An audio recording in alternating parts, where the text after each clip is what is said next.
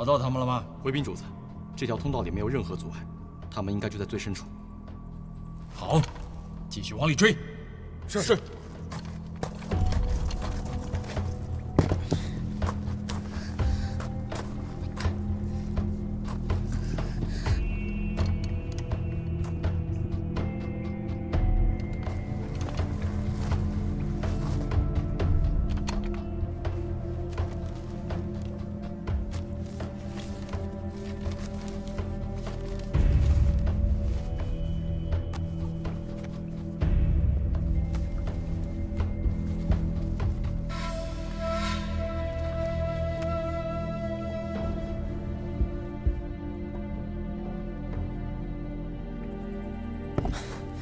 搜魂针。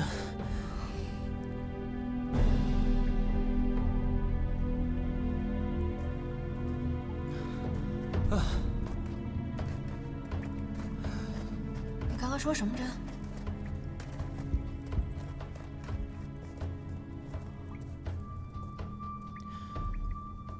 周姑娘，想要应对青龙主，只有我北刀招式可以牵制住他。别看我现在如同一个废人，但以我曾经的功力，足以与青龙主一决胜负。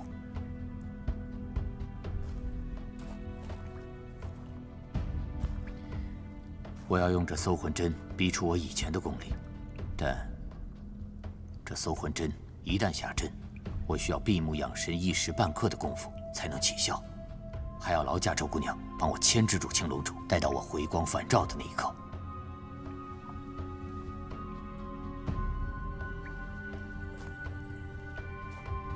好。先前你看不上我北刀，那我可否以断水沉思，向你领教一二？怎么领教？恕我不能武斗，周姑娘可知何为文斗？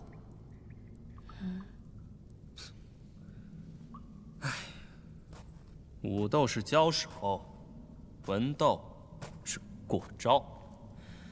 文斗中人呢，或者只是互相解说招式，或者是在互相不触碰的情况下比划个一二，谁也不伤谁，非常和平。周姑娘，请。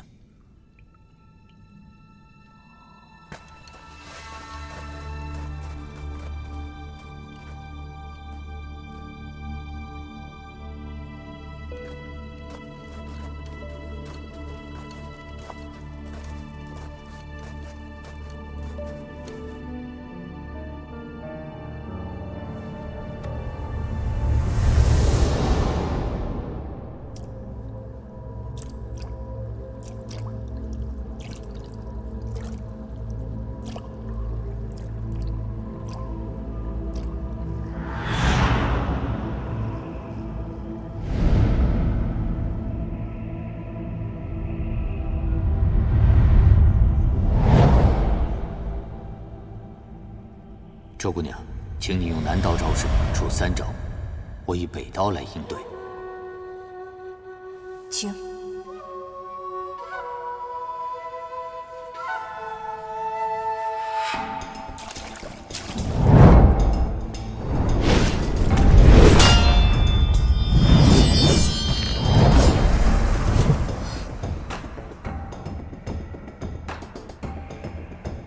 怎么突然之间，阿斐的状态就变了？因为在阿斐的眼里，他刚才已经被断水缠丝一刀两断了一次。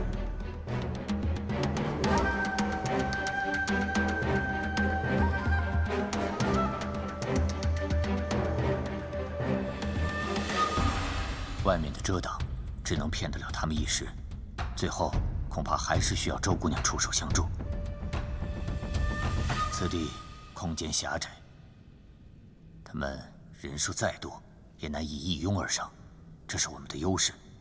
这青龙主最擅长以强欺弱，他一看你是个小姑娘，必然会亲自动手，他的内力远在你之上。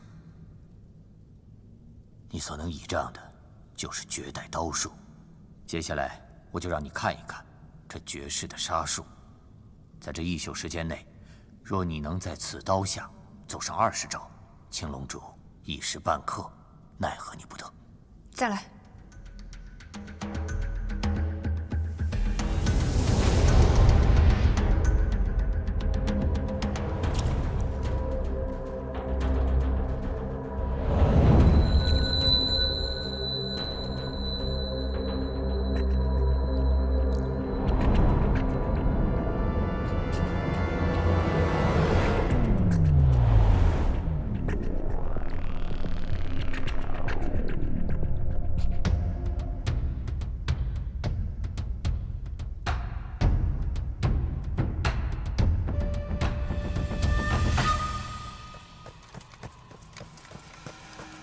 主任，左面通道没有发现情况。主人，右面通道没有发现。主人，我们也没有发现。难不成他们会在山洞里面消失了吗？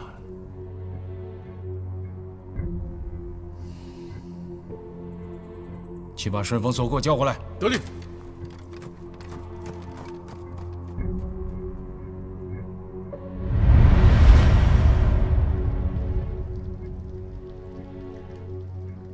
为什么不出招？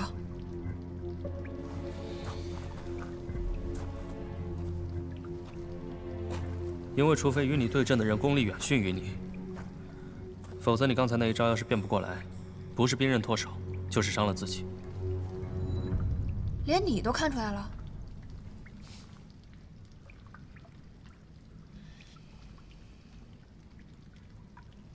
季前辈，方才是我口出狂言了，请多原谅。哎，季大侠，您说的一时半会儿，到底是要多久啊？是一顿饭、一盏茶，还是一个时辰？要是一个时辰的话，那我现在就去给大伙买几个棺材，还能便宜一点。说什么呢？一边待着去。谢公子，这个还真的不好估量，也许一盏茶，也许就是一个时辰了。谢公子，你是不是还想劝劝阿飞啊？这个丫头片子，耐心就2张纸那么厚，我要是再说下去，就是喋喋不休的讨人烦了，要被她在心里踹飞2里地了。阿飞虽然脾气不大好，但是他是我最值得信赖的，你别这么说他。软化必然是不行，这要是来硬的，可就不是2里地那么简单了。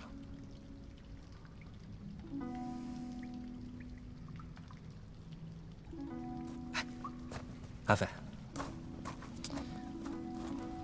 阿飞，阿飞，啊，我还要带吴小姐走呢，万万不能待在这里。她现在不听我说，你来跟她说。阿飞，我跟着你，你留下来我就留下来。吴小姐，穆小乔什么样，你可是亲眼见过的。嗯，我见过啊，而且这个青龙主应该也不会太差。怎么了？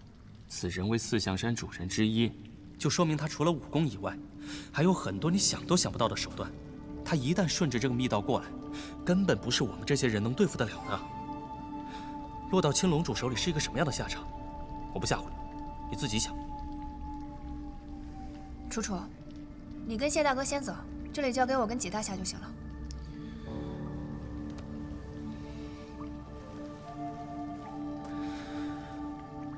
我以为一个人最难的，未必是要有惊天伟地之才，应该先知道轻重缓急。什么时候应当一往无前，什么时候应当视死如归，什么时候该谨小慎微，什么时候又要暂避锋芒，都要心里有个数。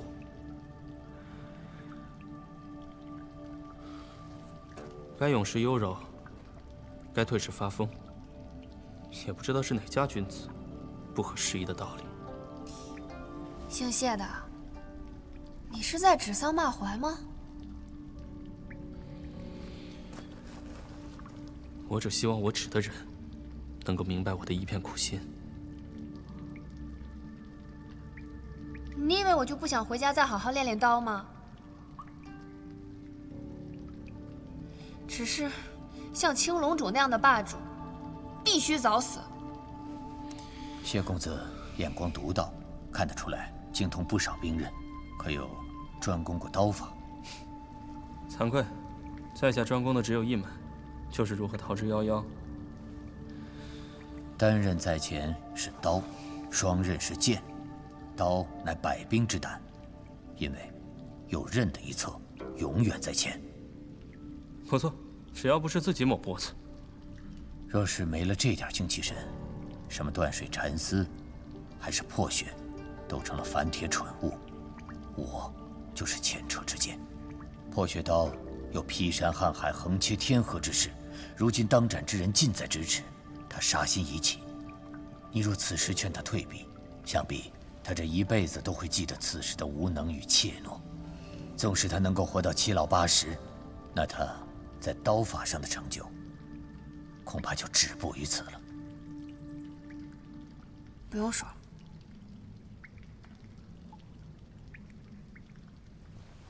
你放心吧，我不会让你死的。我要是真怕死的话，早就离你远远的了。我说错话了？我当你是平生知己，你却当我怕死。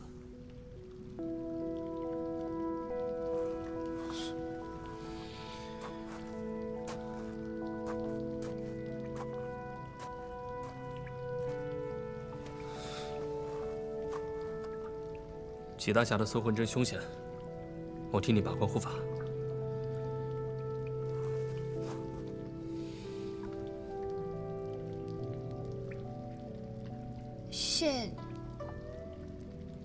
谢谢。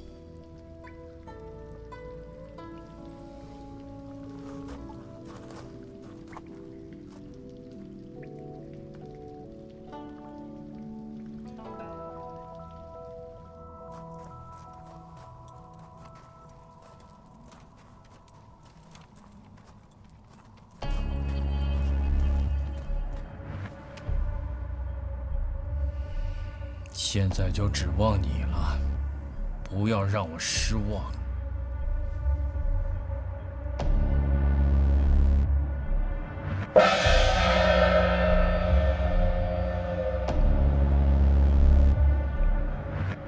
铜锣阵，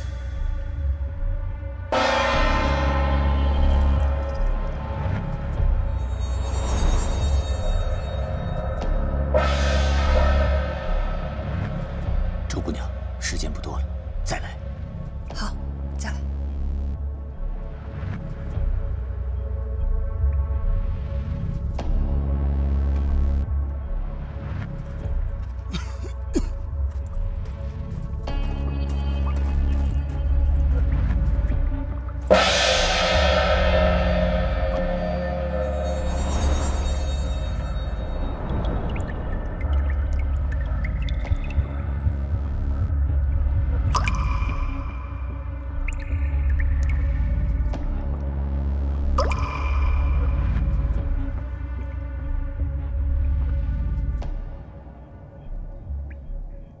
阿斐是不是遇到什么麻烦了？其实，如果纪前辈武功没有废的话，阿斐倒不至于没有还手之力。为什么？他的武功杂而不精，与人交手时也颇有极致，常常能出其不意。尤其是跟那老道士学了伏幽阵之后，他这千变万化的风格，更是如虎添翼。即便真的遇上青龙主，也能周旋几拳。可关键就是，他与纪前辈并不是真刀真枪的动手。不是真刀真枪，又有什么关系啊？文斗，在外人看来，可谓是又平和又无聊。因为你根本看不懂两个人在比划什么，但是对刀法和剑术的要求却是极高。因为在武斗时，灵敏、力量、内外功夫，甚至心态，都有可能会影响。你的意思是说，阿斐坐在这儿文斗，会限制了他的发挥？是啊，眼下纪大侠就坐在下面，阿斐不能围着他上蹿下跳。首先伏幽阵法就使不出来了，而且他也不会用一些乱七八糟的小招数去对阵断水禅丝，他只能用破血刀一招一式的与他你来我往。这确实也是为难阿飞了。吉大侠是北刀的集大成者，虽然武功已经废了，但一点一动，俱是步步惊险，能轻易将人卷入他那看不见的刀锋中。也不知道在这么短的时间里，阿飞可不可以成功？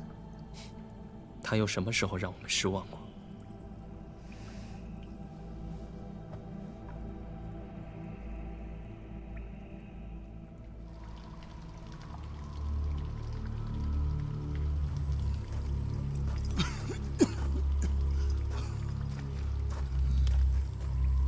主人，找到了。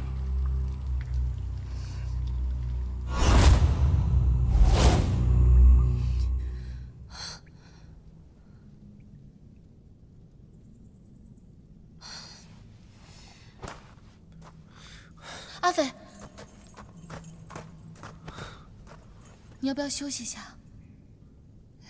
周姑娘，刚才你完全接下了我5招。刚刚在刀与刀接触的一瞬间，我好像摸到了山势的精髓，以极薄撬动极坚，以极幽微撬动极厚重。虽然山势破血刀的第一式我早都已经学会了，但是直到刚刚被前辈激发出来，我才算是真真正正的领悟到了。可以啊，这短短的时间里就悟到了上乘武学，不愧是女中豪杰，人中龙凤，得天独厚，天资卓越。还有，我刚刚还在想，9式破血刀平时都是排着队的，但我是不是可以将这2招合并在一起用？据我所知啊，单刀的时候，你向左砍就没有办法向右劈，因此2招并作一招肯定是不行的，除非是融会贯通的大家才能改良招式。道理是这么个道理，但是我忽然发现，每次我辅以不同刀式的时候，我体内的枯荣真气仿佛都是在提点我刀中之意。李老寨主的刀意落在无锋，李大当家的刀意落在无匹。姑娘，那你的刀意呢？刀法是死的，人是活的。北刀似水，刀断不了水，那我又何苦每次使出蛮力来对抗北刀？被北刀以柔克刚，反而消解了我破血刀的劲道。我要落在无常。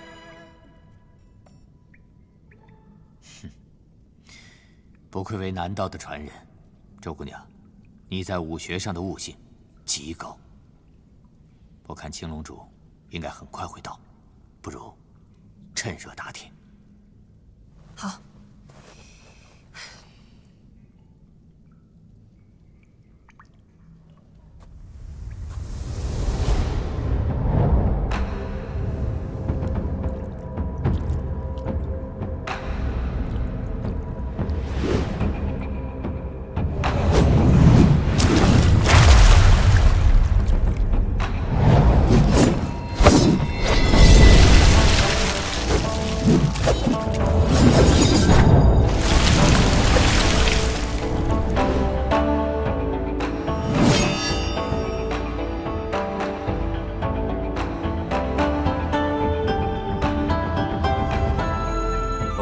习武练功是为了什么？有的人呢，可能是奔着开宗立派去的；有的人，可能终生都矢志不渝地追寻着天下第一。但阿斐这里，阿斐对武功有极强的兴趣，但对天下第一的称号根本不在乎。是啊，他争强也好胜，但这争强好胜的心并非十分执着。这说起来，倒有点像五柳先生，没有会意，便欣然忘食。谢公子真的很懂阿斐。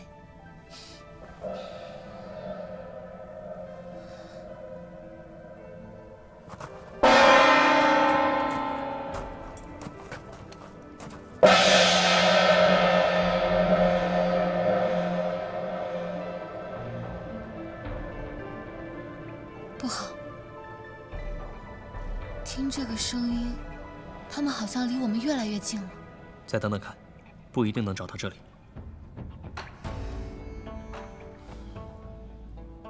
他们两个这时还需要多久啊？以他的悟性，倒也不难，只是这周围一直都是吵吵嚷嚷的破锣声，很容易扰乱他的心神。不知道他还能不能扛得住。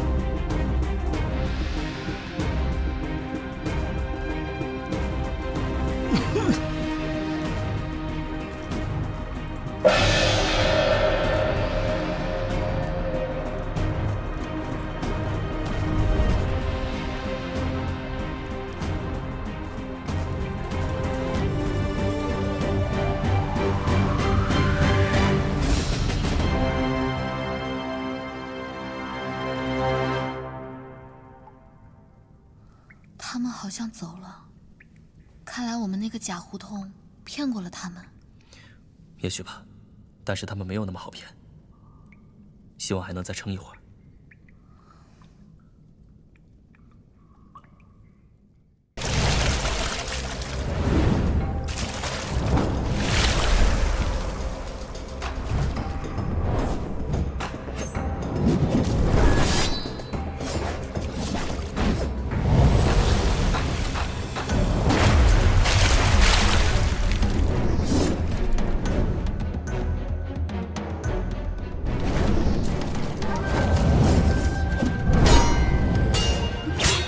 记住，北刀断水缠丝，刀法缠绵诡谲，但自有分寸方圆。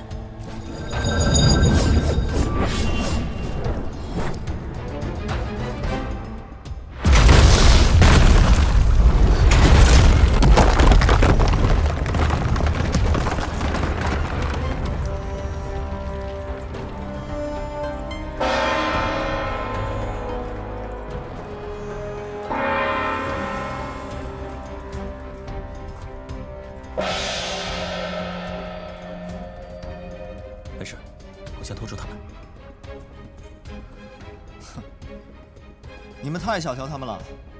青龙教的人耳朵比一般人好使得多，你们这么小声说话，跟在他们面前说话没有什么区别。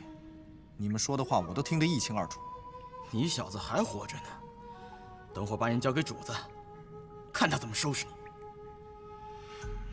我们先收拾了这2个人。哎，等等，你们可想好了啊？真要动手？什么想好想不好的？你们可真想好了啊？不要逼我动杀招啊！杀招？哼，我倒是听听你怎么杀。我本来呢是心怀慈悲的，把这个洞口堵上，不想让你们来寻死。结果你们倒是真挺会寻死啊！等我把你舌头扯下来，看看你还敢不敢这么说。切，你们不就会点阵法吗？其实这种阵法啊，非常的不堪一击。这种阵法内含5行生克变化之力，一人击锣，引致敌方进攻，自示弱点；其余4人绵延而上，这5人互为手谕，又与其他组互相交换，因此变化无穷无尽。哼，知道此阵法的人多的是，这算什么？但知道破绽的人可就不多了吧？破绽，你不可能知道。就是站在前卫的金，如果金不稳了，其余4人也就不灵了。臭小子，是你告诉他们的，这里破坏的东西。我凭什么告诉他们呀？我跟他们又不是一起的。再说了，我现在还被他们点着穴动不了呢。殷公子，我们是不是一起的不重要，可如今我们只能是一伙的了。你自己想想，如果我们死了，你跟青龙主待了那么久，你明白他的为人，你觉得他会放过你吗？你还不是死路一条？哼！就算你知道了克铜锣阵的法子，可你的武功够吗？好啊，那就来试试。退下。是。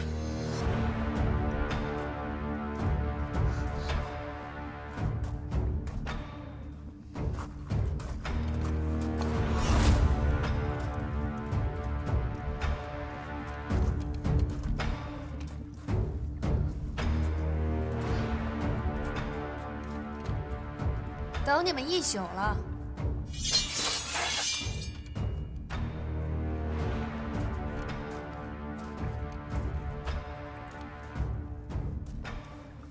有些胆色，我看你的刀法像狐香一路，实在笨重的很，不适合貌美如花的小娘子。我方才又琢磨了一下，还是觉得杀你很可惜。这样吧，你要愿意跟着我，你以前做过的一切，在我这儿都能一笔勾销。哦，是吗？跟着我吃香的喝辣的，进来出去，都有人周到的伺候着。你喜欢什么就有什么，金玉珊瑚随便带，总比你现在这寒酸的样子强吧？那我杀了你的人，破了你的破罗大阵，这也能一笔勾销吗？跟你这漂亮的小脸蛋儿比，都能一笔勾销。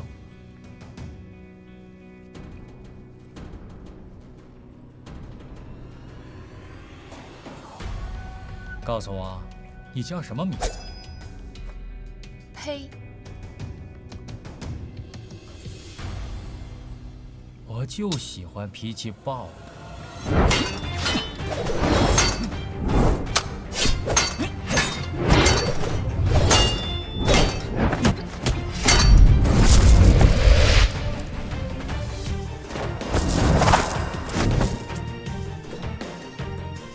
你们这帮人真够可以的，居然派一个小丫头去对付青龙主。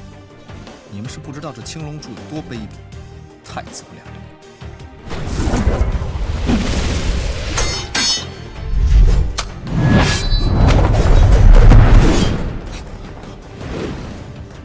断水禅死。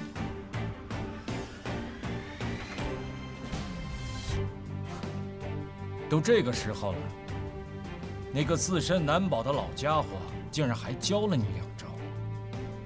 不过可惜啊，在我这儿现学现卖可不行。对付你这样的废物足够了。臭丫头，方才竟然虚晃了2招。我还记得，第一次与你交手的时候，你不过是个虚张声势、虚晃2招就会逃跑的生手。这没过几个时辰，真让我刮目相看呀！你算什么东西？我又改变主意了。像你这样的人，凭谁见了都要毁掉，绝不能再让你练上10年8年的功夫。哼，你叨叨到现在，就这么一句听着最顺了。杀了你，还用不着我10年8年。猖狂！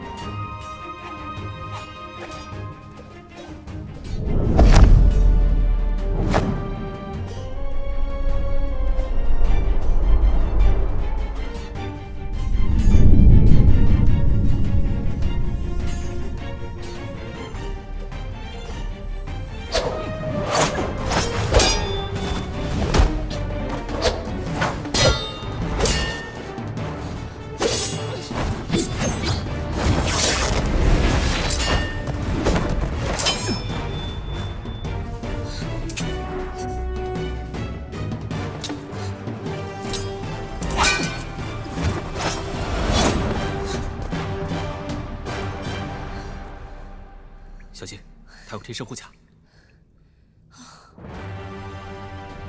怪不得我砍不动，我还以为他刀枪不入呢。要不是他那破护甲，我早就把这老家伙的胳膊给拧下来。干什么？帮你。帮我什么？挡刀啊！小白脸，看戏看够了。当年蓬莱有一巧匠，据说双手可以点石成金，打造出许多神兵利器。除此之外，还有一件暮云纱。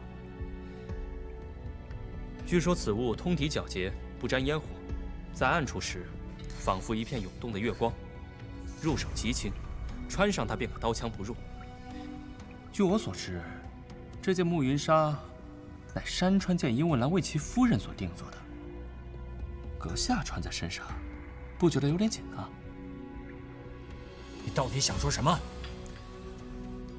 我只是有点好奇，既然殷家的东西都在你手里，你为什么不是第二个山川剑呢？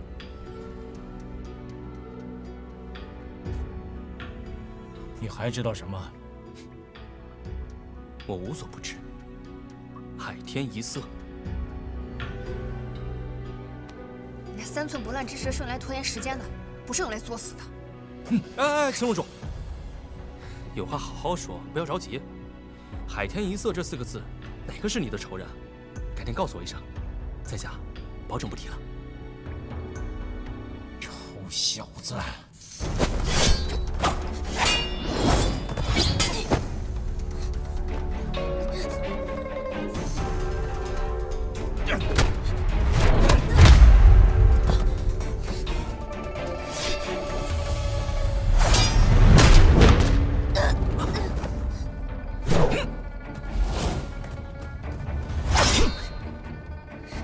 知道他舍不得杀我。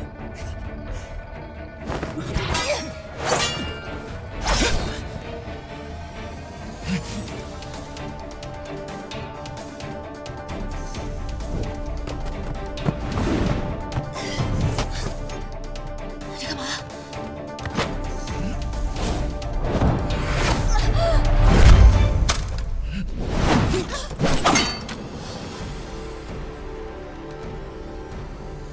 吴小姐，你先退到一边，小心伤着。你不是已经废了吗？哼，你认为北刀已废，所以你才如此高枕无忧是吗？郑罗生，这些年来你在武学上毫无长进，看来也不是没有缘故。哼，不愧是关外北刀，人都废了还能重新站起来。好，正好，我正愁无缘得见双刀一剑到底有多厉害。今天我倒是要见识一下，我这些年没有长进，我倒要看看你这个北刀能有多大的长进。有一事我先问明白，殷家老小死在你的手上，这没冤枉你吗？与你何干？是又怎样？不是又怎样？殷文兰，乃一代宗师。殷家庄上上下下上百口人命，就毁于一夜之间。这个与我相干。既然问清楚了，事情就好办了。纪云辰，别说你废了，就算你没有废，你也未必胜得了我。谁胜谁负，谁高谁低，这都已经不重要了。重要的是，今天我要取你性命。我倒要看看，你一个废了的北刀，能翻出多大的浪。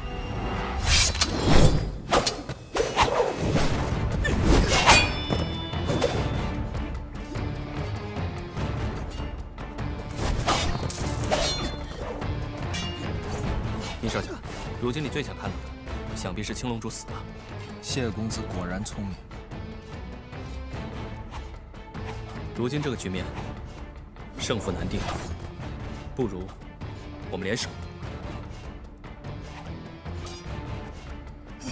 他那个针，回头再聊，就不告诉你。能不能换一句啊？先给他解决。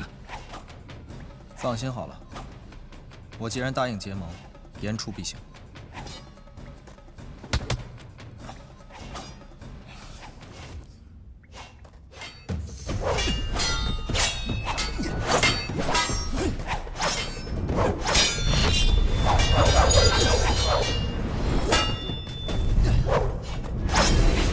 我一直以为杀气便要腾腾，一直到此时，我才发现真正的杀气，那是极幽微、极平淡，不显山不露水，却又无处不在。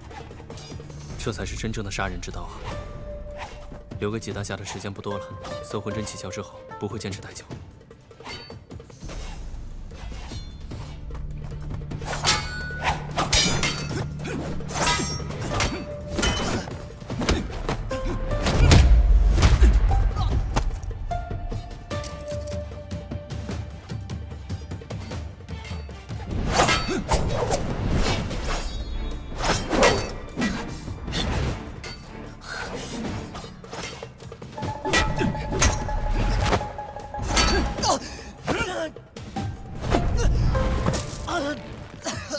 我此番打动干哥，就是为了你这个小畜生，你竟然自己送上门来！阿呸！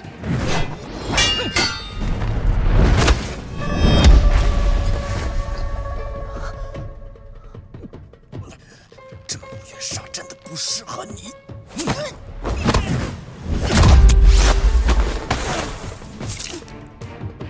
小丫头，周姑娘。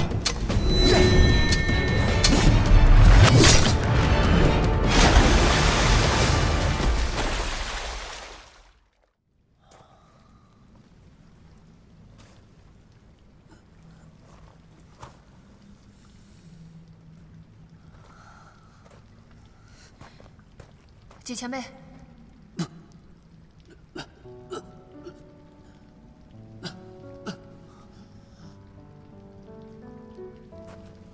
搜孤魂上身，乘夜怪而去。搜魂针，又名大还针，是关外的一种秘法，能叫人一日千里，死灰复燃。无论是多重的病，多要命的伤，都能盖过。但是，起死回生，三可而止。周姑娘，在我临死之前，能与你过过招，将这断水禅寺传下，我已经知足了。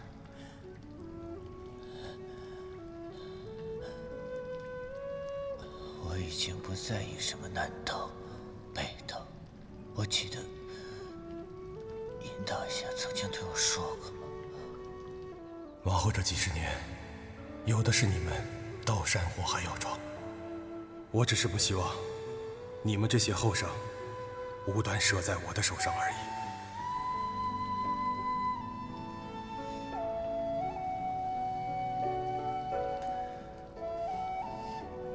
季前辈，阿培，对不起，我能换的只有这么多了。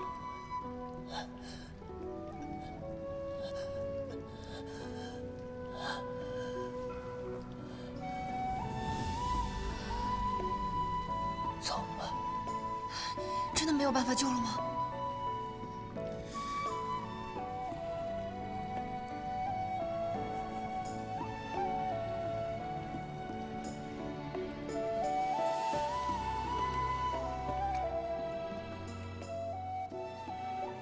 上也，我欲与君相知，长命无绝衰。天地合，乃敢与君绝。哼！这些文人就喜欢舞文弄墨、酸诗酸词，倒不如我挑遍武林高手、开宗立派来得爽快。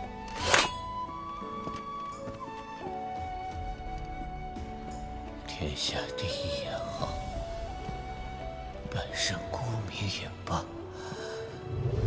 一切都随风。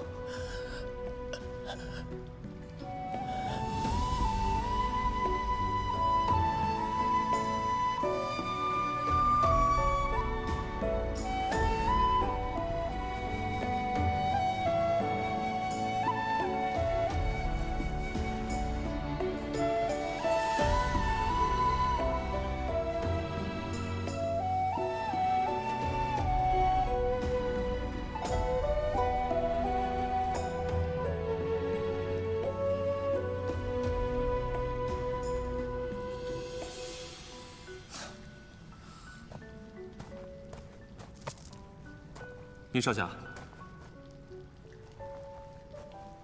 你杀了青龙主，又搭上了齐大侠，你的大仇得报了。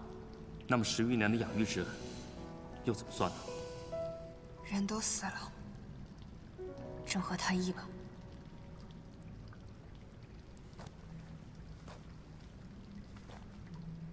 你也在这海天一色吗？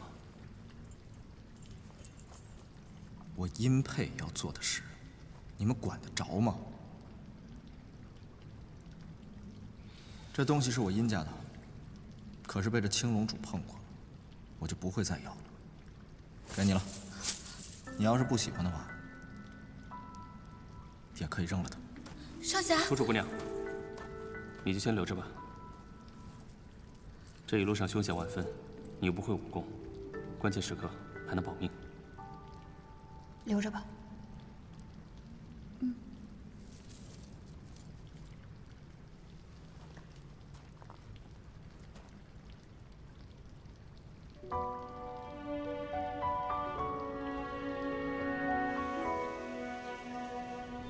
像几前辈这样的绝世高手，却只能隐姓埋名，英雄难寻。前辈初出茅庐，便一刀经世，今有幸得见断水禅师死而复生，我周飞铭记于心。前辈说，刀是做事用的，不是做人用的。在此，我也向您许诺，断水禅师不断，我周飞必不负手中之刀。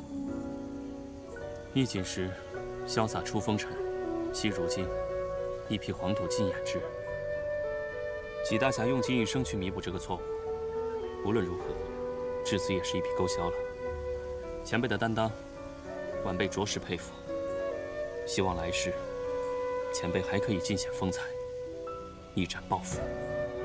纪大侠，我们都知道，你最放不下的就是殷沛。希望他能够早日理解您的良苦用心，回到正道上，不负殷家的侠义之名。